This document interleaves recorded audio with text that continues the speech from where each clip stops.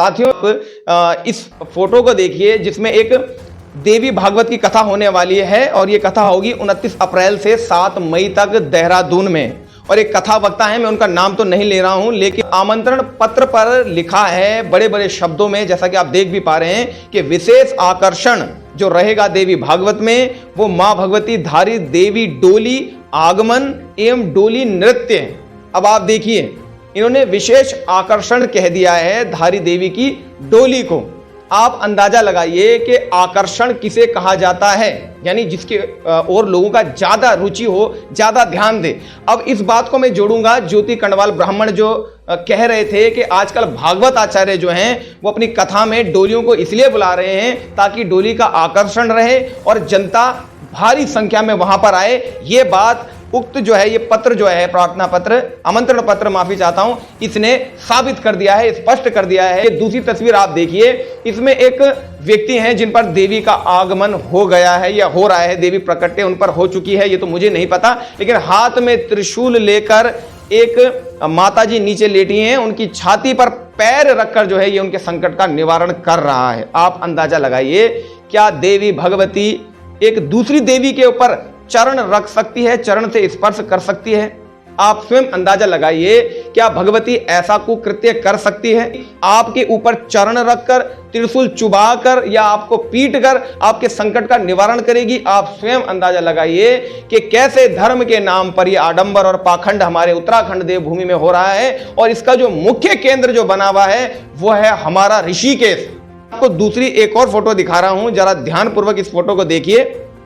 इसमें कुछ डोली वाले हैं, देखिए जरा गौर से, जिन्होंने जूते पहन रखे हैं और ये फोटो भी काफी वायरल हो रही है। जूता पहनकर डोली को नचा रहे हैं, बल्कि मंदिर प्रांगण में भी जूता लेकर घुस रहे हैं। दूसरी तस्वीर आप इस समय देख रहे हैं, इसमें भी एक डोली है, कहां की है ये नहीं पता, किस देवी की है ये भी नहीं पता, लेकिन 4-5 लोग हैं डोली को लेकर जा रहे हैं और उन्होंने भी जूते और चप्पल पहन रखे हैं। अब आप बताइए, क्या भगवती जूते वाले व्यक्तियों को या पशुओं को या भक्तों को स्वीकार करेगी? यदि आप एक तो कह रहे हैं कि डोली में शक्ति है, डोली स्वयं नृत्य कर रही है और मां भगवती की अपार जो है उस पर अनुकंपा है डोली पर, तो फिर आप डोली को जूता पहनकर कैसे इधर से उधर लेकर जा रहे हैं? नमस्कार, आप देख रहे हैं सत्यवाणी लाइव और मैं हूं आपके साथ दीपक सिंह गोलू। भाई सच क्यों ना बोलूं, सच दिखाना ही मेरा काम है। साथियों, मैंने कुछ दिन पहले एक ब्राह्मण का इंटरव्यू किया था और उक्त ब्राह्मण ने उत्तराखंड में जो इस समय बहुत चर्चा का विषय बन चुका है देव डोली दरबार, उसके विषय में बहुत सारे सवाल खड़े किए थे और इन समस्त देव डोली दरबारों को कटघरे में खड़ा भी किया था। बहुत बड़ा सवाल उक्त ब्राह्मण ने यह भी उठाया था कि कथाओं में आजकल जो भागवत कथा करने वाले वक्ता हैं वे भी डोलियों को निमंत्रण दे रहे हैं कथाओं में, जिससे कि वहां पर डोली को देखने के लिए लोगों की भीड़ जमा हो सके।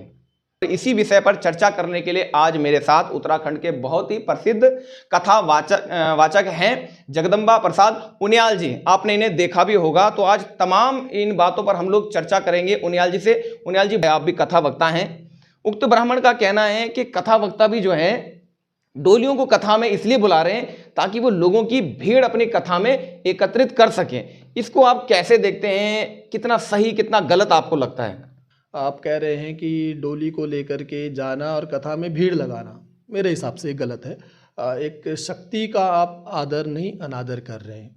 अगर ये चीज़ें हो रही हैं और बहुत ज़्यादा मात्रा में हो रही हैं कि डोली नाच रही है, आप भीड़ इकट्ठी कर रहे हैं, कथा में आकर के कोई भी बैठ रखा है, एक श्लोक की शुद्धि नहीं है। अभी हमने एक कथा के पीठ पर बैठे हुए एक व्यक्ति का श्लोक सुना, उसने वो हत्या करी है कि आप तो स्वयं इतने अच्छे सुंदर कार्य करते हैं सनातनी, पर वो हत्या करी। अब मानो कि हम सुंदरकांड पाठ करने जाए और हमें पहला श्लोक ना आए। हमने एक वीडियो देखी थी, उसमें डोली जो है वो केक काट रही है, और मैंने एक और वीडियो देखा जिसमें एक पशुआ कहेंगे उसे या उपासक कहेंगे, उसके ऊपर देवी जो है उत्पन्न हो रही है और वो एक महिला के छाती में पैर रख के त्रिशूल से अब उसकी नज़र उतार रहा है या उसके दुख संकट का निवारण कर रहा है, ये मुझे नहीं पता। ऐसा भी हमने वीडियो देखा है। और डोली नचाने वालों को मैंने देखा है एक वीडियो में, वो जूते पहनकर डोली नचा रहे हैं। ऐसा ही त्रिवेणी घाट पे भी आपने देखा था। मैंने उस डोली वाले से प्रश्न किया तो उसने मुझे बिल्कुल स्पष्ट जवाब दे दिया कि हमारे हिमाचल में तो प्रथा है कि आप जो है चप्पल या जूता पहनकर डोली नचा सकते हैं। बहुत सारे ऐसे वीडियो हमने देखे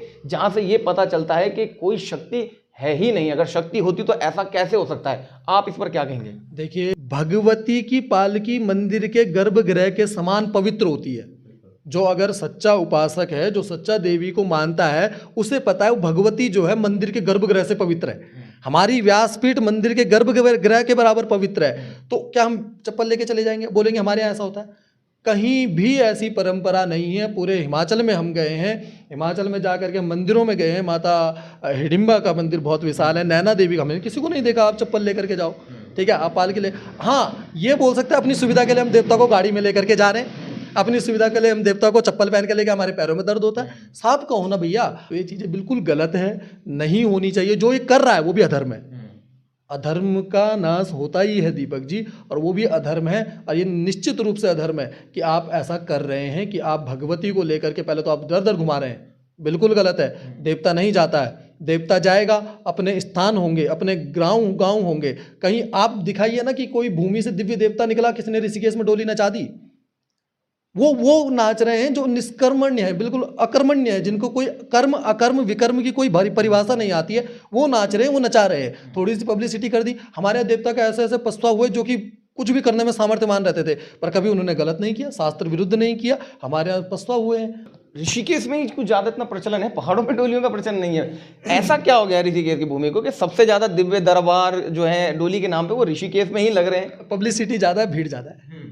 गाँव में लोग बचे नहीं, देवताओं ने पलायन कर लिया। देवताओं ने बोला कि पहले कहते थे कि ऊंची धार में मेरी मठण माए या हे भगवती में तुम ओलू द्यो बत्ती जगोलू, पहले ये परंपरा छे। पर अब क्या है कि उन्होंने देवी देवताओं ने पब्लिसिटी, और दूसरी बात कहाँ पर हमें वो मिल रहा है, जहाँ भीड़ मिल रही है वहाँ जाएंगे।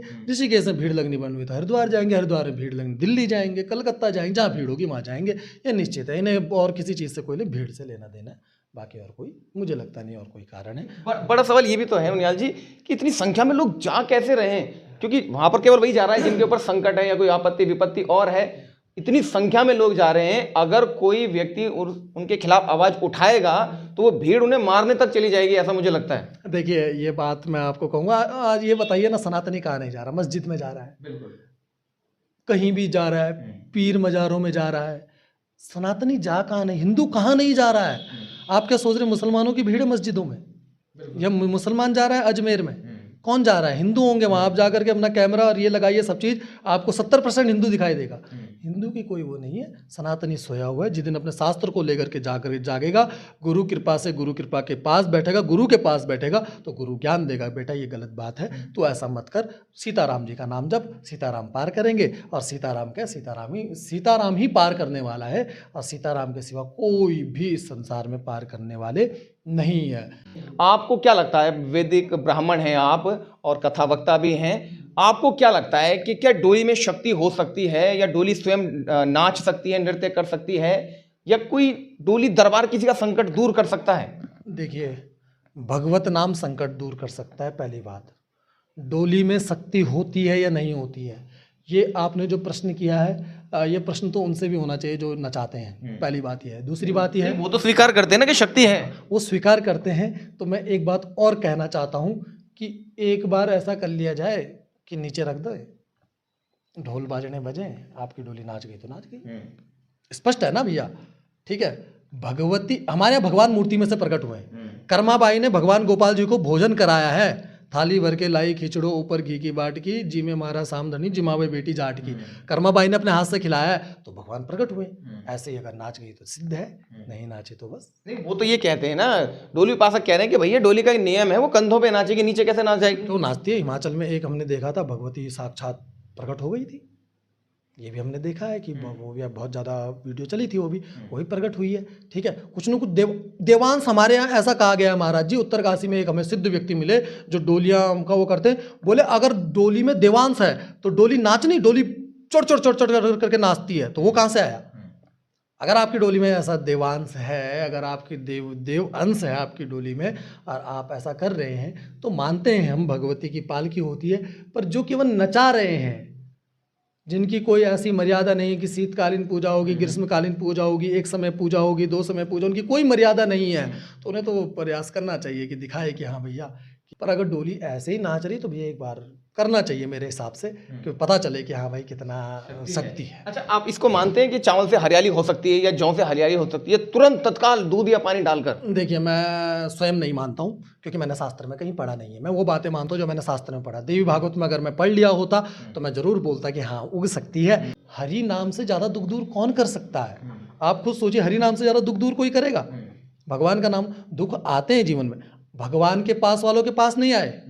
देवकी मैया नहीं रोई, कुंती मैया नहीं रोई, भगवान नहीं भागे।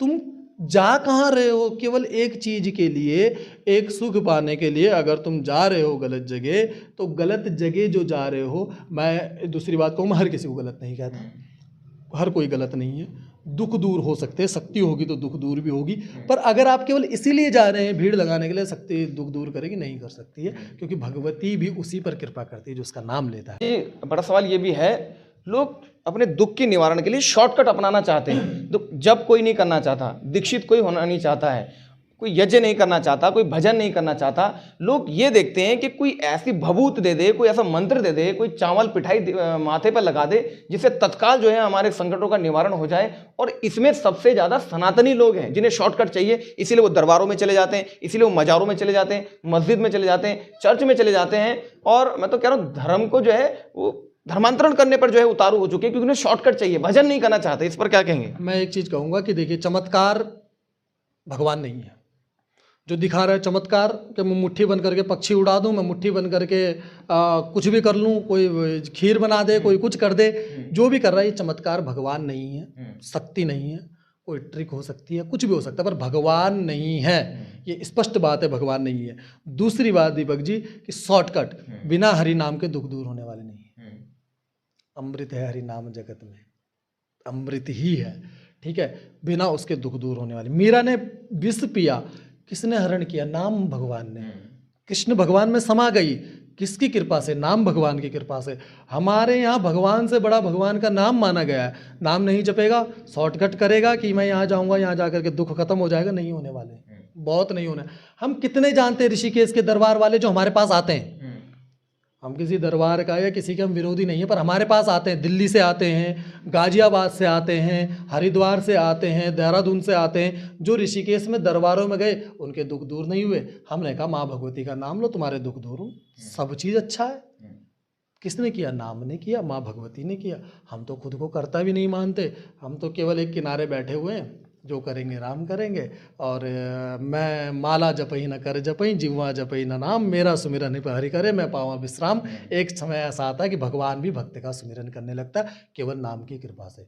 साथियों, आप भी इस पर जरूर विचार कीजिएगा। जो बातें हमारे पूज्य उनियाल जी ने बताई हैं, शास्त्र को लेकर शास्त्र संबद्ध बातें बताई हैं, और कहा है कि आप आडंबर और इनके चक्कर में ना पड़ें, क्योंकि जो हमारे भाग्य में तय है वो होकर ही रहेगा। और यदि हमें अपने भाग्य को बदलना है तो वो केवल हरि नाम को जप कर बदला जा सकता है। किसी दरबार में जाकर या किसी पाखंडी आडंबर के पास जाकर कभी हमारे संकट का निवारण नहीं हो सकता। ये चर्चा आपको कैसी लगी सनातन पर, आप जरूर हमें बताइएगा। तब तक आपका बहुत बहुत धन्यवाद। जय हिंद, जय उत्तराखंड।